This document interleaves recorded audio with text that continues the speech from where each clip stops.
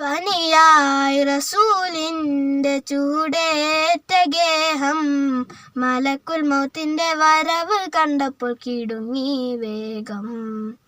പതിയെ പിടിക്കൻ റസൂലെന്ന നാദം, മനസ്സിൽ പറഞ്ഞ് മലരമുത്തിനെ നോക്കിയ നേരം. ഉലയാത്ത ഉമറും ഉടയുന്ന കണ്ടു, ഉടലായ മകളും ഉരുകുന്ന കണ്ടു.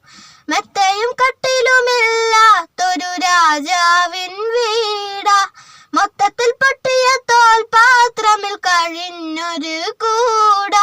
വിതുമ്പുന്ന നബിയോരെ തുളുമ്പുന്ന മിഴിനീര്, ഒപ്പിയെടുത്തൊരു ചുവരാണാ സ്വർഗക്കൂട്. ഒപ്പിയെടുത്തൊരു ചുവരാണാ സ്വർഗക്കൂട്.